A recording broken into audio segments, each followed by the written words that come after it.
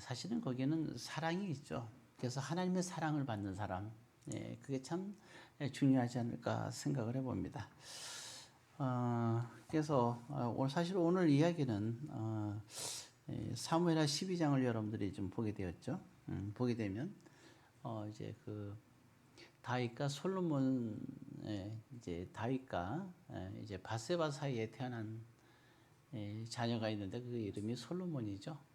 솔로몬이고, 그리고 오늘 본문에 보게 되면 하나님께서 그를 사랑하였다 이렇게 나와 있습니다. 사실 바세바의 입장에서는 굉장히 큰 위로죠. 바세바가 굉장히 낙심된 상황이 있었는데 낙심될 수밖에 없는 상황이었어요. 근데 하나님께서 그 아들 솔로몬을 참 사랑하였다 그렇게 얘기가 나왔어요. 그리고 또 보게 되면 그 이름을 이제 또 그의 이름을 솔로몬이라고 했는데 솔로몬의 이름 좋은데 근데 그 당시에 이제 보면 나단을 선지자 나단을 보내요. 나단을 보내서 다윗이 이제 그 선지자 나단을 보내서 이제 밧세바에게 보내는 거죠. 그러면서 하나님이 이제 그 사랑한다는 걸 다윗은 알고 있었어요. 왜냐하면 다윗은 성령이 충만한 사람이거든요.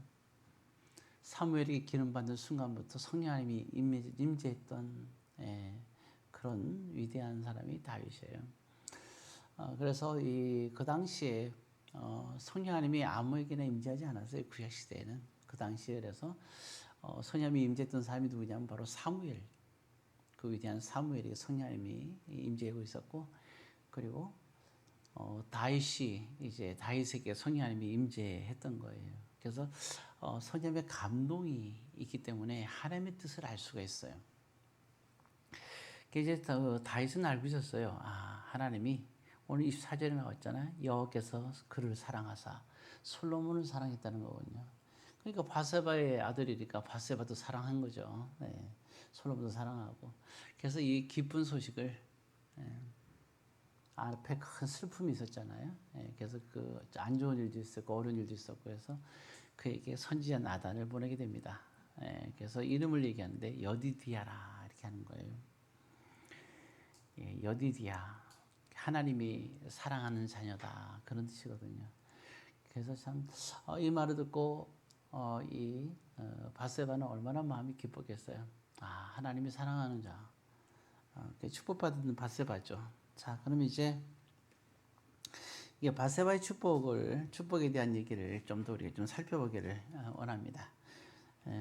자, 그러면 일단 우리가 이제 볼 내용들이 좀 있는데 여러분들이 나중에 이제 보면 알겠지만 사무엘하 3장에 보게 되면 지금 사무엘하 13장 펴고 있죠. 3장으로 이렇게 가서 보면요. 거기에 보면 이렇게 나와 있어요. 거기 3장 2절부터 5절까지 쭉 보게 되면 이제 이 시기에서 다윗이 이제 그런 얘기가 나오는 거죠. 고생을 많이 했잖아요. 그 사울 왕이 쫓기면서 고생을 무지하게 많이 했는데 다윗은 자기의 고향이 다윗은 유대 지파였어요. 유다 지파에서는 사실은 다윗을 굉장히 영웅처럼 생각하고 있었어요. 근데 사울 왕이 자기 지파에 가장 그래도 뛰어난 영웅 같은 존재인 다윗을 죽이려고 했을 때 사실 유대 민족들은 굉장히 가슴이 아팠거든요.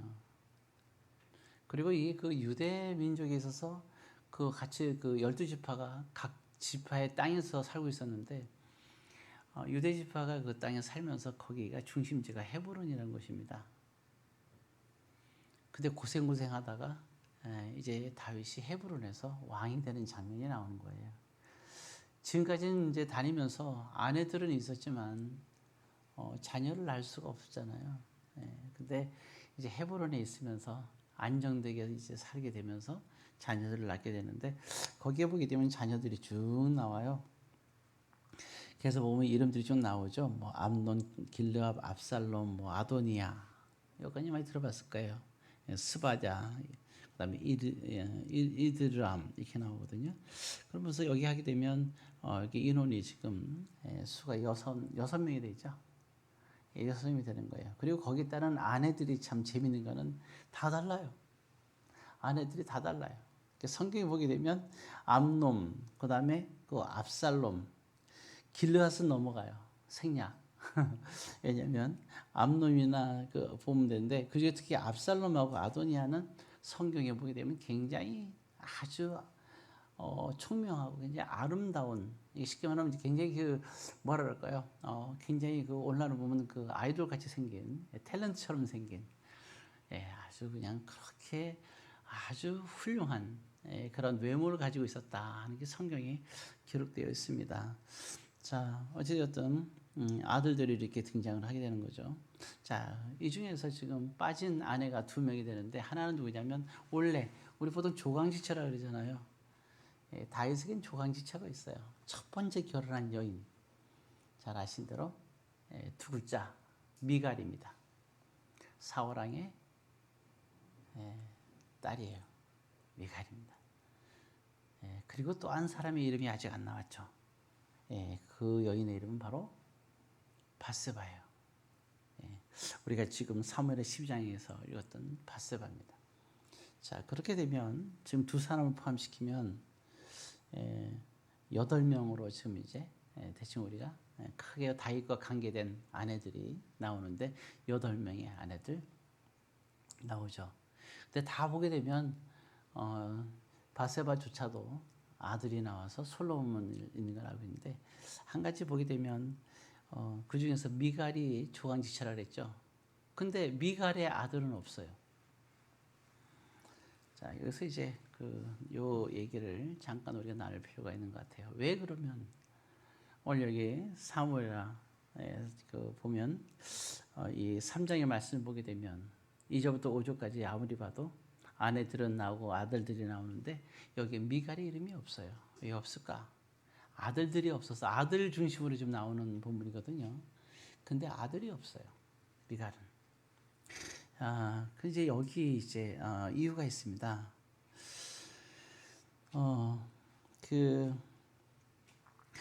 미갈이 없는 이유는 사실은 미갈하고 굉장히 사울왕 때문에 결혼까지 했었어요. 다윗이 미갈하고.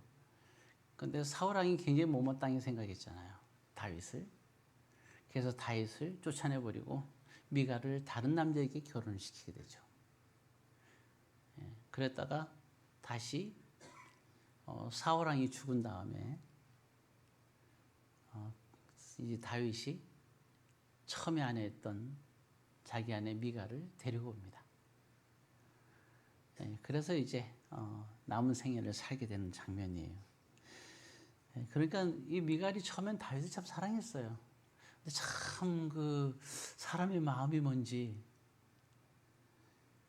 사울왕이 다른 남자를 결혼시켰다 그랬잖아요. 근데 둘이 또 깊은 사랑을 하게 돼요.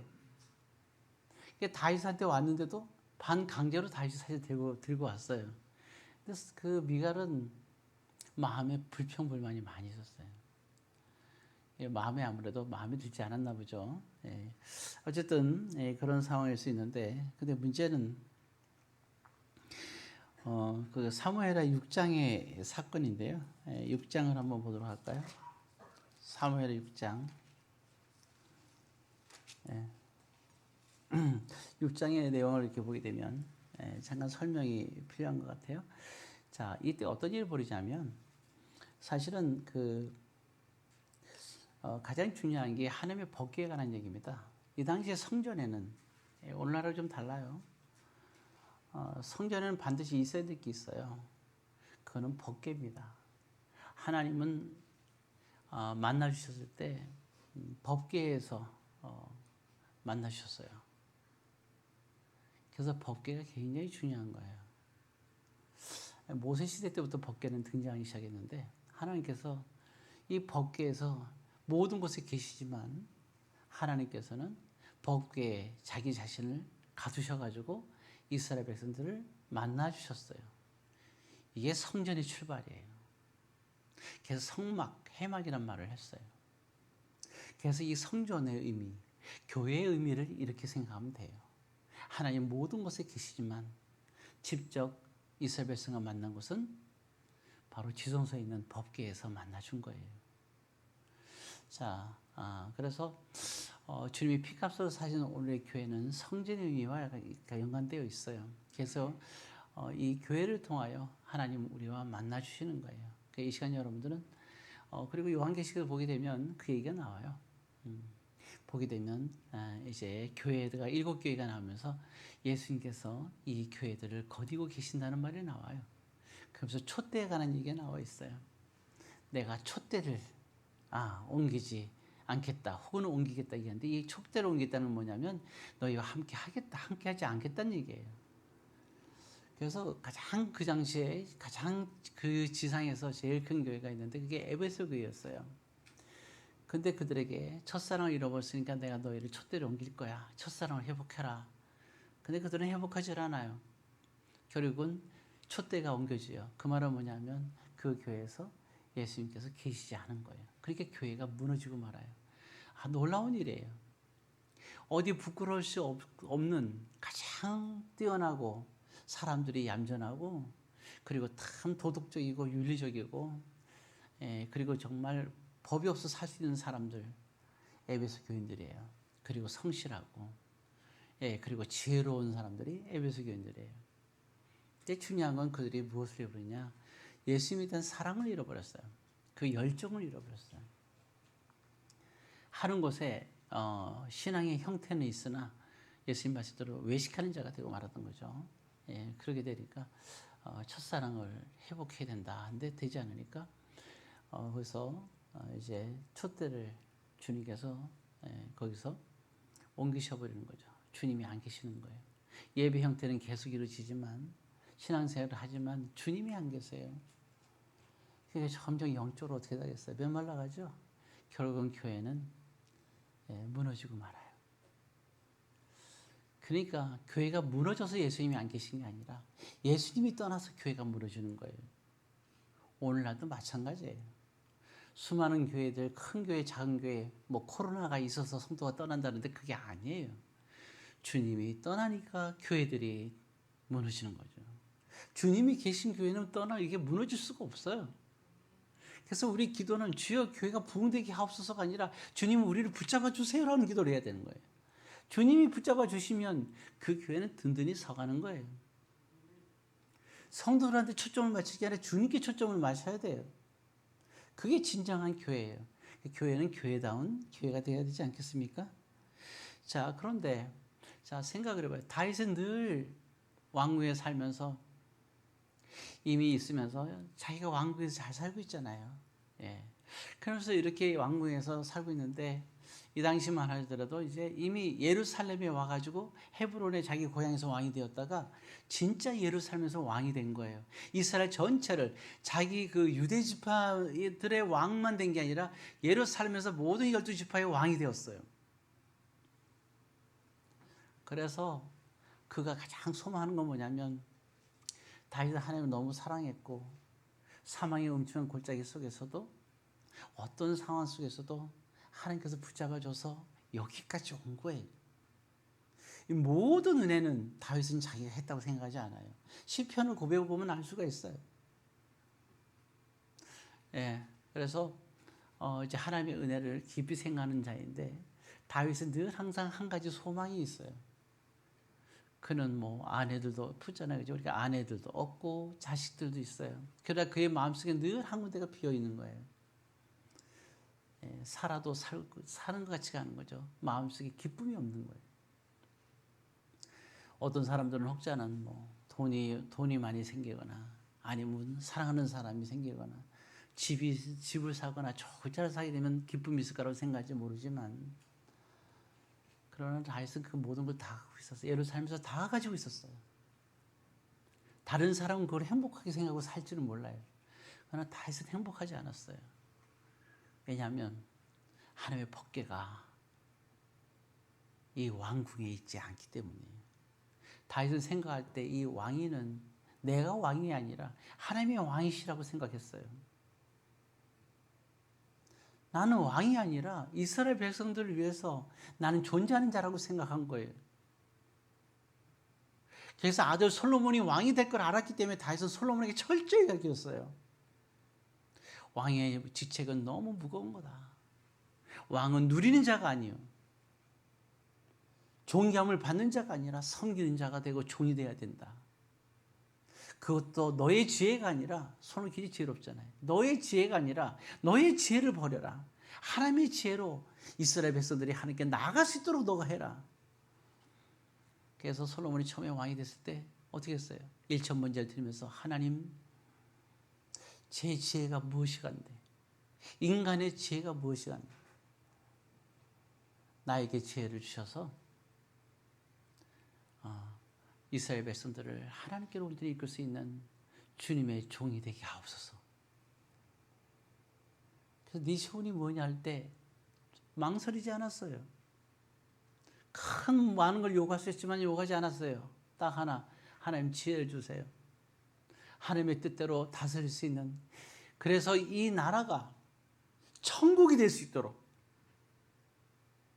천국이 가까웠느니라, 천국이 될 수 있도록, 하나님의 종을 통하여 이 천국이 될 수 있도록 이 민족이 되게 하여 주옵소서. 그래서 지혜를 달라고 기도를 해요. 여러분, 우리는 때로는 신앙생활하면서도 방향을 잃어볼 때가 있어요. 신앙생활은요, 목적을 이루어가는 게 신앙생활이 아니에요. 잘 되어가는 게 신앙생활이 아니에요. 내가 하나님 앞에 분명한 이유가 있어야 돼요.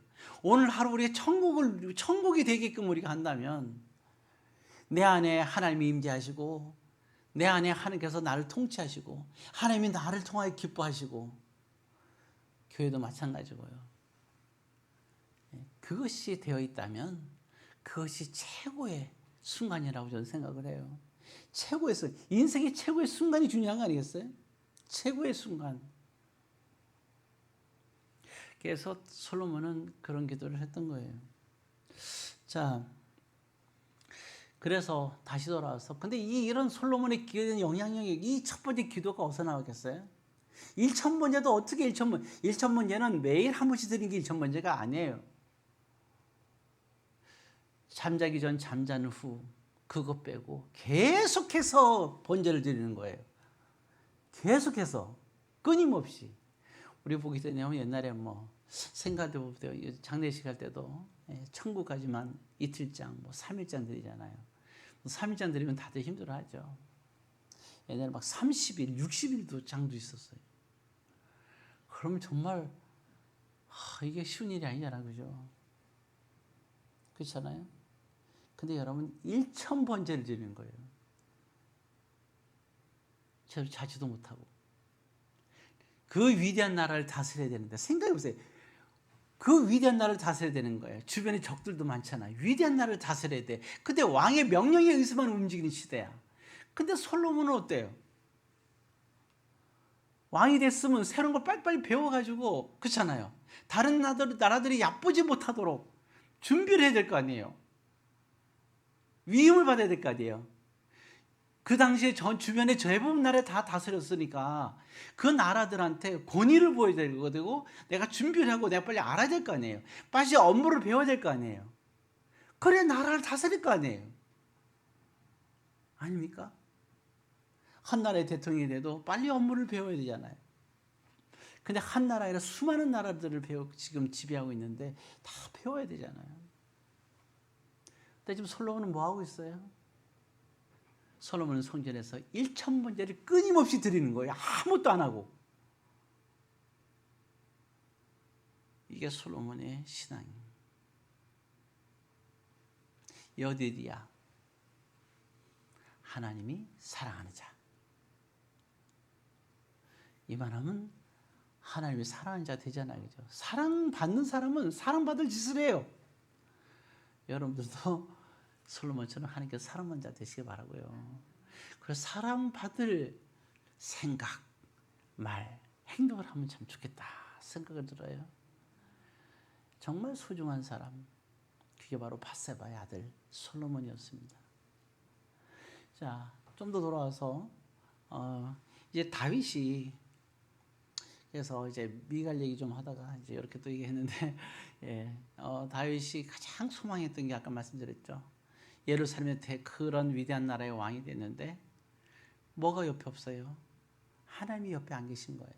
여러분, 하나님이 옆에 계신 거하고 하나님이 모든 곳에 계신데 나와 함께 있는 거하고는 다른 거예요. 하나님 내 옆에 함께 있는 거하고는 다른 거예요. 임마누엘에서 함께하는 거 다른 거예요. 모든 곳에 계시지만 나와 함께 하시는 하나님이 얼마나 존귀한 건지 몰라요. 그래서 다윗은 어디에 계시다고 하나님이 법궤에서 만나주시다 그랬잖아요. 그래서 법궤가 왕궁으로 오기를 그렇게 소망했던 거예요. 첫 번째 법궤를 그래서 있는 곳에서 이렇게 모셔오다가 그 기도 많이 했겠죠, 다윗이. 그죠? 그리고 얼마나 준비했겠어요.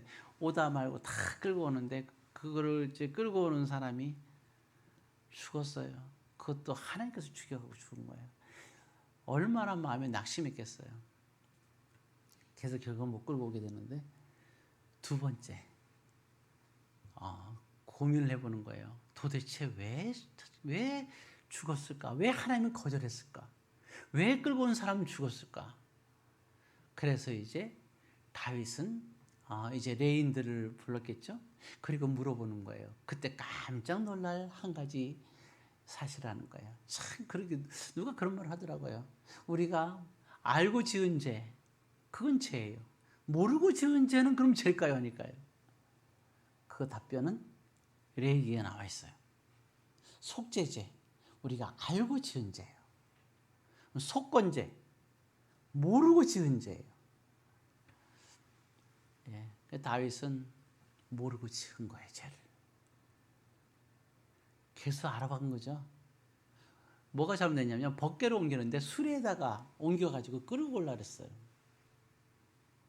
그래서 레인들하고 이렇게 모여서 상의를 했겠죠. 두 가지가 잘못됐어요. 하나는 뭐냐면 법궤는 반드시 사람이 어깨 메고 이동을 해야 돼요. 편안하게 오려고 수레에다 메면 안 돼요. 아무리 거리가 있고 멀어도 아무리 고생스러워도 어깨에 반드시 메고 이동해야 돼요. 이게 하나님의 모세에게 준 명령이었어요. 두 번째, 어깨 메고 오는데 아무나 메면 안 돼요. 레이에게는 3명의 자손이 있었는데요. 그 자손 중에서 고아 자손만이 어깨에 매야 되는 거예요. 그러니까 참 그때서야 다윗이 무릎을 치면서 이거였구나. 그래서 우리가 어떤 문제가 걸릴 때는, 어떤 문제가 있을 때는 생각을 해야 돼요. 그리고 말씀을 살펴봐야 돼요. 나 하는 행동이 과연 내게 옳은 건가 그런 건가, 말씀을 통해서 우리가 짚어보고 짚어봐야 돼요. 모르고 지었다는 죄, 그는 변명이 안 돼요. 물론 하나님 다 용서해 주시지만. 그래서 다윗은 그걸 깨닫고 드디어 고아 자손을 통해서 어깨를 메고 이동하기 시작합니다. 다윗의 평생의 그러한 가장 소망, 하나님의 법궤가 그 왕궁에 오는 거고, 이 왕궁에 왔을 때 이 법궤를 중심으로 정말 하나님의 집, 성전이잖아요. 나는 왕궁에서 편안히 살고 있으니까 하나님의 성전을 더 영화롭게 짓고 싶은 것이 다윗의 꿈이었어요. 그래서 법궤를 갖고 오는 거예요. 그래서 갖고 오는 동시에 그에게는 하나님의 그런 집, 성전을 짓는 게 그의 희망이었고 꿈이었던 거예요. 그래서 하나님께서 다윗에게 모든 꿈을 통하여 설계도까지 다 주셔요. 그리고 재료가 뭐가 들어야 될지까지 다 얘기해 주는 거예요. 다윗은 죽기 전에 솔로몬에게 짓게끔 하게 되는데 모든 준비를 완벽하게 해요. 전 지역에 있는 저기 그 나무 하나 구하는데도 얼마나 좋은 나무를 구하는지요. 저 멀리 있는 나라에서 그 나무를 가지고 이동을 시켜요. 어마어마한 대역사가 이루어지는 거예요. 나무 하나만 이동시키는데도. 이걸 다 다윗이 그걸 해놓고 죽어요. 어쨌든 법궤를 갖고 오는데 얼마나 감사해요. 그리고 법궤가 무사히 도착했어요. 이 도착하는 과정에 한 가지 이제 문제가 있었어요. 왜냐하면 다윗이 올 때 항상 이스라엘 백성들은 우리 춤과 찬양이잖아요. 다윗이 하나님의 복귀가 들어올 때 미친 듯이 춤을 춰요. 그걸 아시나요? 다윗이 미친 듯이 춤을 추는 거예요. 그리고 이 춤을 멈출 수가 없어요. 다윗은 춤을 멈출 수가 없었어요. 왜? 그 춤에 다윗의 간절한 마음이 담겨 있어요. 복귀에 오는 모든 여정 속에 그의 모든 걸 다해서 전쟁에 나왔을 때보다 더 심각하게 더 진지하게 얘기하는 거예요. 근데 막 춤을 추는데 바지가 내려가는 거예요. 바지가 내면 수치스럽지 않아요? 그죠? 근데 이거를 거기 있는 미갈이 그걸 보게 돼요. 그리고 미갈 밑에 있는 그 밑에 이제 그 뭐야 이게 몸종이라 있잖아요, 그죠? 몸종도 다 보는 거예요. 예, 바지가 내는 걸 다 보게 되는 거예요. 근데 다윗은 바지가 내려간데도 올릴 생각도 못해요. 감히 올릴 생각 못해요. 왜? 누구 앞에 있는 거예요 지금? 법궤 하나님 앞에 있으니까요. 감히 못 올리는 거예요. 미갈이 올 때는 법궤가 하나의 나무 상자에 불과했지만 다윗에게 나무 상자 아니라 하나님이 계신 곳인 거예요. 주님이 내 앞에 있는 거예요. 감히 올릴 수가 없는 거예요. 여러분 한나라의 왕이에요. 근데 하체가 내려가서 수치스러운 장면이에요. 근데도 감히 올리지 못하고 있는 거예요. 그게 다윗이. 그런데 거기 보게 되면 거기 6장 거기 20절에 사무엘하 6장 거기 6장 20절 내용이거든요.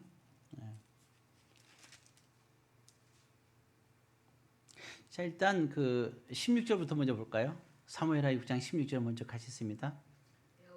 여호와의 개가 다윗 성으로 들어올 때 사울의 딸 미갈이 창으로 내다보다가 다윗 왕이 여호와 앞에서 뛰놀며 춤추는 것을 보고 심중에 그를 업신여기니라. 자, 어떻게 해요? 심중에 이렇게 성벽에 내다보니까 다윗 난리가 났어요. 쳐다봤어요. 법궤가 들어오고 있어요. 다윗이 앞에서 춤을 추고 있는데 지금 부문에 보이죠? 예, 춤추는데 그게 이제 그런 상황이 되는 거죠.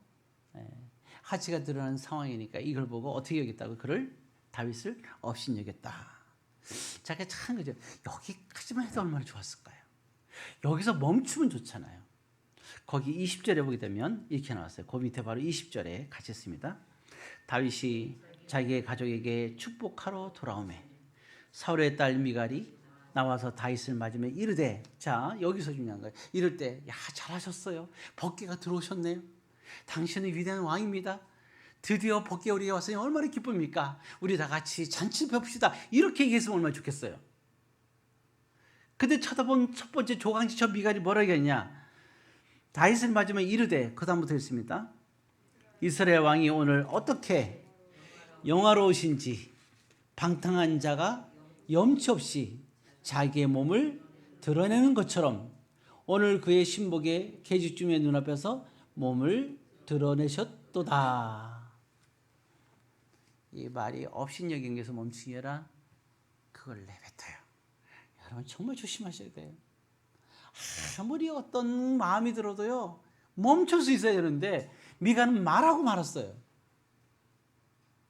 말하지 마세요. 말하기는 뭐하고? 더디하고 듣기를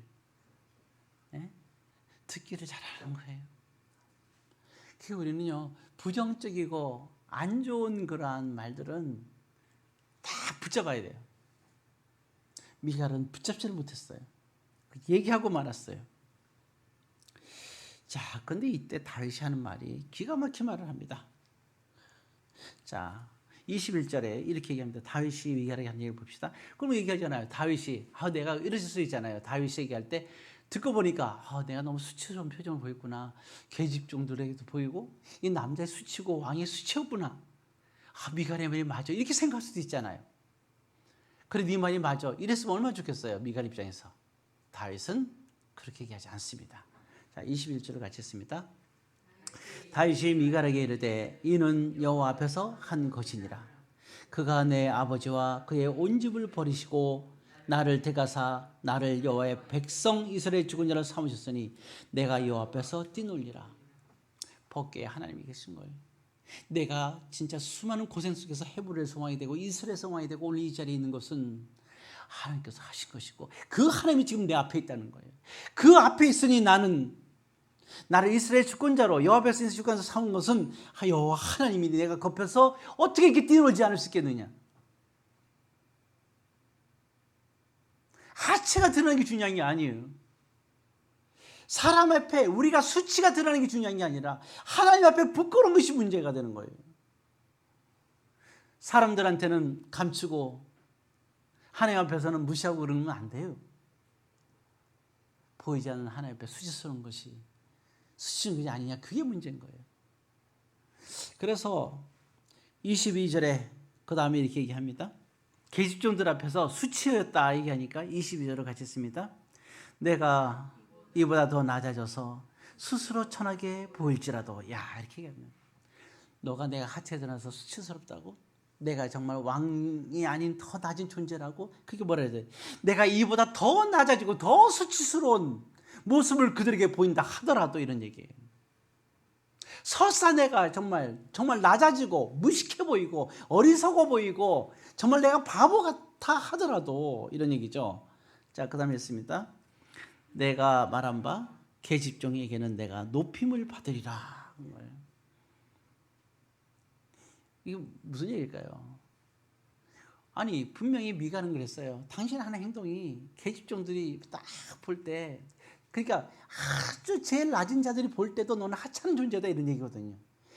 제일 낮은 존재인 종과 같은 계집종들이 볼 때도 넌 낮은 존재야. 넌 그런 존재야 라고 얘기를 하는 거예요.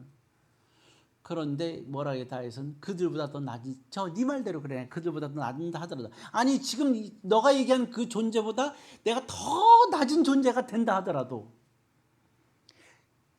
계집종들한테 내가 높임을 받으리라, 이 말이 뭘까요?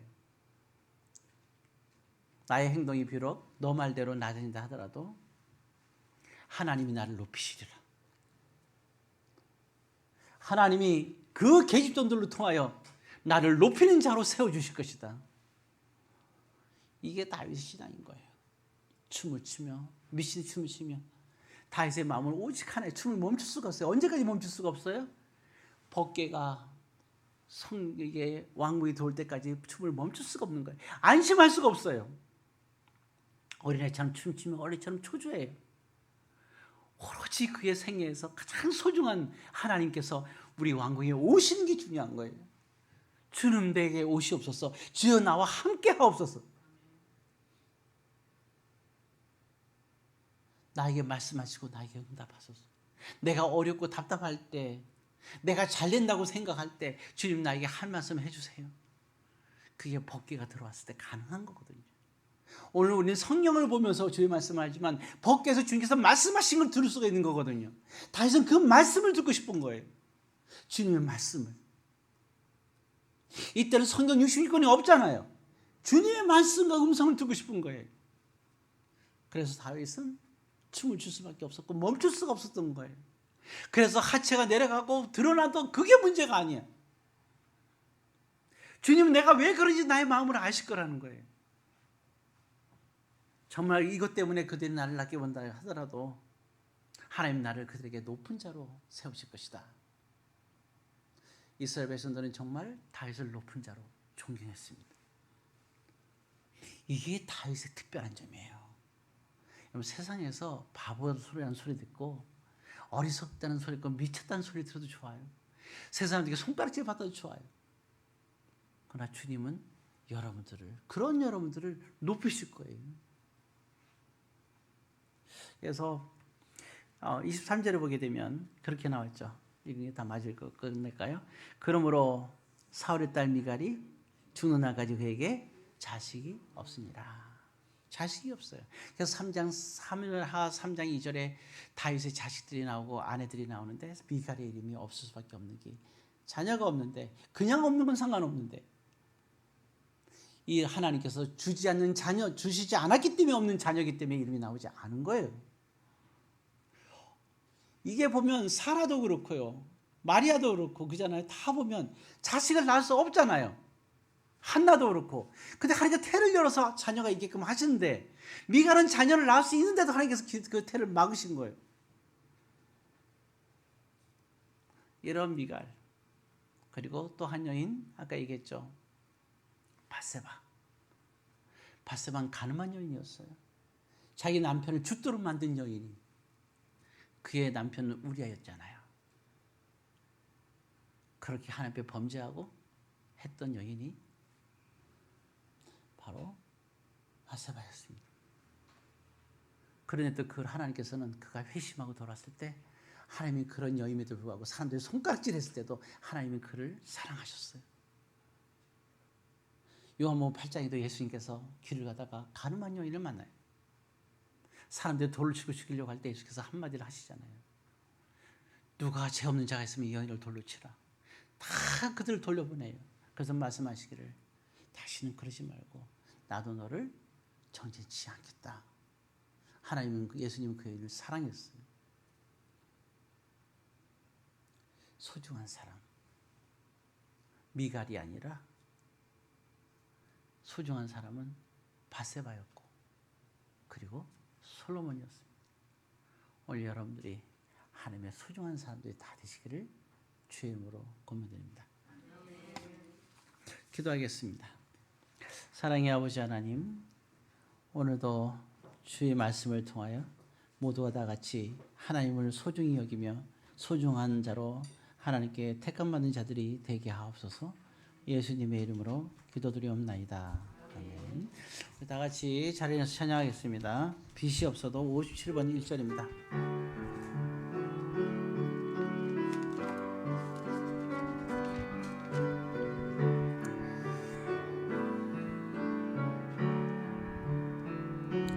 빛이 없어도 환하게 다가오시는 주 예수 나의 주님이여